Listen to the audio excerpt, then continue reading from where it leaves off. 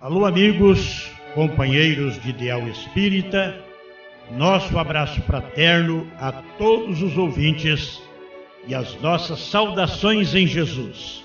Eu, Hélio Dias e Lenice Varanda, iniciamos hoje mais um programa Vultos do Espiritismo. Vamos homenagear as grandes figuras do Espiritismo no mundo e no Brasil, personalidades fundamentais na decodificação de nossa doutrina espírita e sua divulgação. A contribuição destas personalidades para o planeta Terra e o mundo espiritual reforçam a nossa convicção. A terceira revelação de Cristo é a porta para a grande renovação de nossa constelação crística. O programa será em capítulos semanais, apresentando a vida e obra dos grandes mestres do Espiritismo.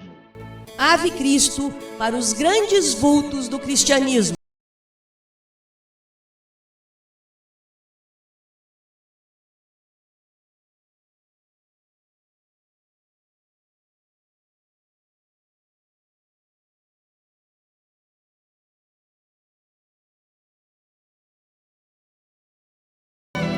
Biografia de Maria Modesto Cravo, uma série da vida e obra de Maria Modesto Cravo em capítulos semanais. Os grupos doutrinários que não aplicam indulgência matam a esperança do pacifismo nas relações e constroem ninhos acolhedores para a discórdia. A destruição dos grupos espíritas caminha nesse passo. Julgamento, rotulação, crítica, maledicência, mágoa, inimizade, indiferença, conflitos imaginários, obsessão, cisão perturbadora. Capítulo 10. Entrevistando Modesta, parte 2. Em entrevista mediúnica, realizada pelo médium Vanderlei Oliveira, Maria Modesto Cravo fala sobre a humanização de nossas casas espíritas. Divulgaremos aqui a segunda parte desta entrevista, realizada em 16 de abril de 2009. Por que queremos ser os donos da verdade, Dona Modesta? Queremos ser donos da verdade porque é muito mais fácil acomodar-se em limites que nos causam a sensação de conforto e segurança. Ter que avançar, romper com ideias e conceitos, ter a coragem de arriscar, é experimentar, é algo incômodo. Ir além dos nossos limites é aterrorizante para a maioria de nós. Nenhum de nós, a pretexto de progresso, precisa se violentar. A mente estabelece limites e não permitirá que ultrapassemos as linhas da sanidade. Entretanto, aqui estamos falando do ócio mental, a tendência humana de apegar-se a convenções socialmente aceitáveis pela maioria, a fim de nos proteger do movimento dinâmico e inestancável do progresso. Este dinamismo implica em esforço de mudança, coragem para fazer escolhas, reavaliação de pontos de vista, arriscar para aprender, romper com o conhecido e desvendar o ignorado, recomeçar quantas vezes necessárias for. Qual de nós está disposto a tanto? É muito ameaçador ter que contrariar nossos próprios conceitos. Mais fácil é se agarrar a eles como sendo a expressão da verdade, a admitir que possamos estar em equívoco. Isso se chama zona de acomodação. Quem está nela alimenta-se de apego, intolerância, julgamento e inveja. Nossa compulsão pela propriedade da verdade tem algo a ver com as nossas necessidades de proteger-nos dos chamados que a vida nos faz a cada instante da caminhada. Jesus, diante de Pilatos, não respondeu o que é a verdade, por reconhecer o traço de apatia que caracterizava seu ser indolente. Para Pilatos, daria muito trabalho ser justo com Jesus. Como considerar-se que os homens fizeram pela organização do Espiritismo atende ou não aos imperativos da obra de Cristo? Enfim, os trabalhos nesses 150 anos de doutrina foram pelo Cristo ou pelo nosso personalismo? Inegavelmente, muito foi pela expansão dos conceitos espíritas no mundo. A doutrina foi a mais beneficiada com a história do movimento espírita brasileiro. Sob esse enfoque, o esforço generoso de milhares de corações construiu uma obra que se afina com o coração do Cristo em identidade de propósitos. Entretanto, no que tange a aplicação da doutrina em nosso campo de vida pessoal, a invigilância, quase generalizada, semeou abundantemente o joio na leira de Jesus. A pergunta básica que nós devemos fazer constantemente para que esta ferição seja realizada com proveito real é a seguinte: que benefícios espirituais legítimos construímos pela nossa própria paz consciencial? Algumas indagações do próprio Jesus precisam ser relembradas para nos ajudar a pensar esse tema. Que fazeis de especial? Que adianta ao homem ganhar todo o mundo e perder a sua alma? O que a senhora acredita que deveríamos ter feito na implantação histórica do movimento espírita? Prestado mais atenção ao livro Paulo e Estevão. Por quê?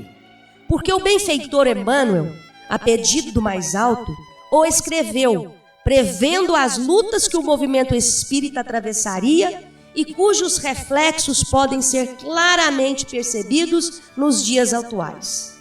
Paulo foi o mensageiro da libertação da mensagem evangélica.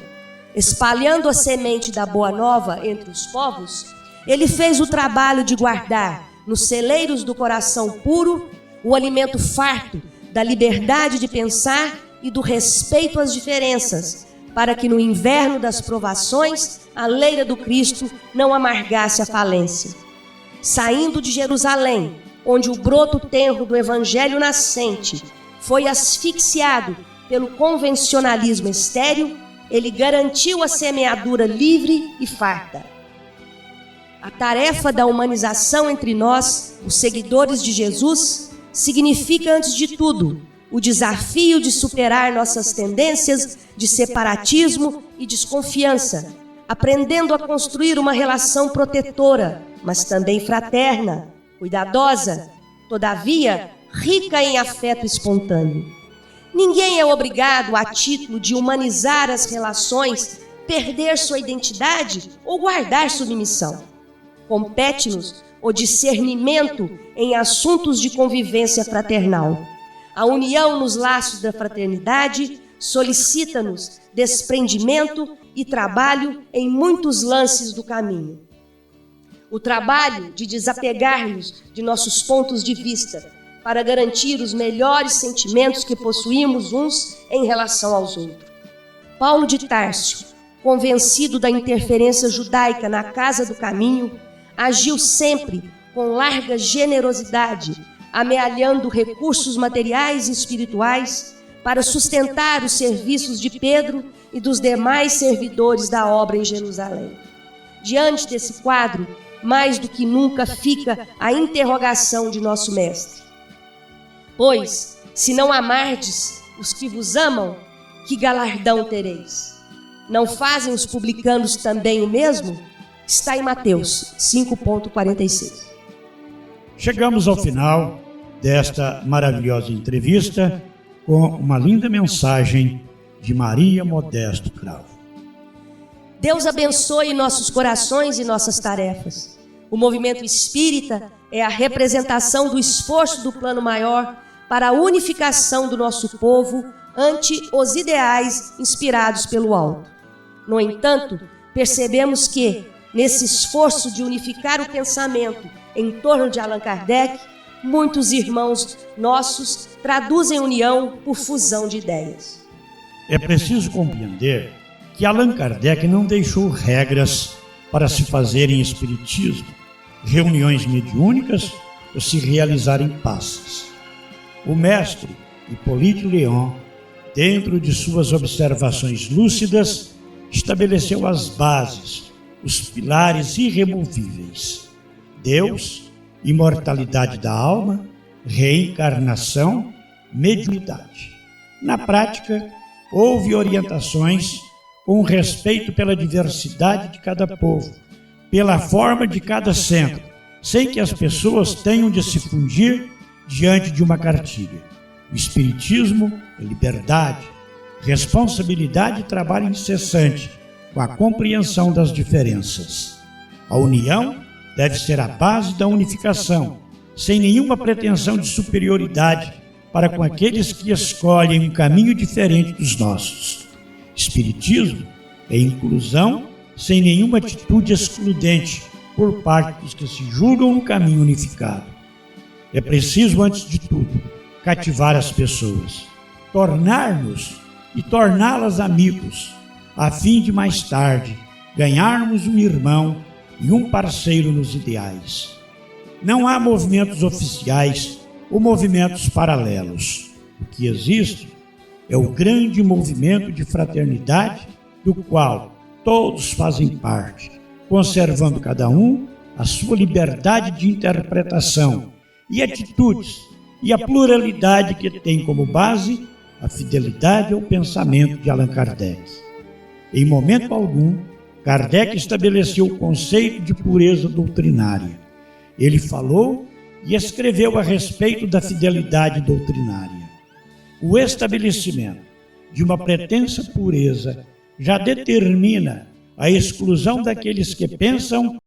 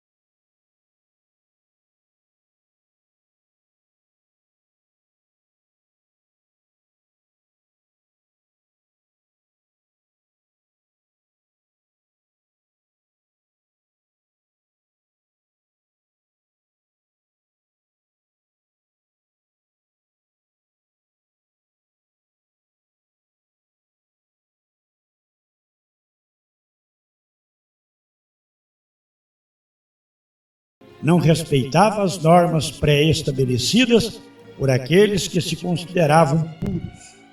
O trabalho de unificar é algo que transcende a forma. A interpretação é aprofundada até as entranhas da alma do centro espírita e do indivíduo. Unificar é algo mais interior do que interpretativo, sem as proibições e sem os preconceitos tão característicos dos movimentos humanos. É preciso urgentemente compreender a forma de o codificador pensar, a fim de que não extrapolemos em nossas observações e exigências. Observamos que Allan Kardec muitas vezes discordava de seus opositores no campo das ideias, respeitando e amando profundamente a pessoa.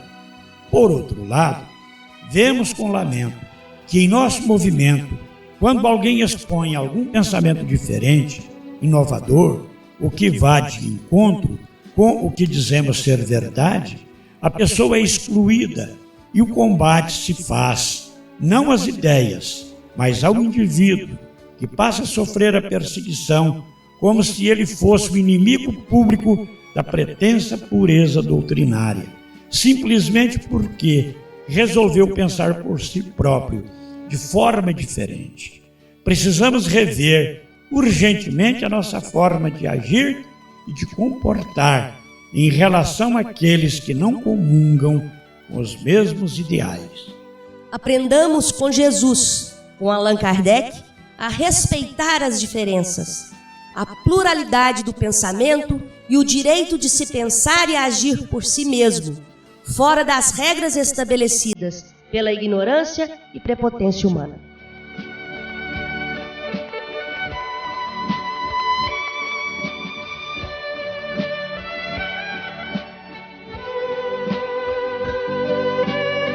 Chegamos ao final do programa Vultos do Espiritismo, com Hélio Dias e Lenice Varanda, apresentando a série Vida e Obra de Maria Modesto Cravo.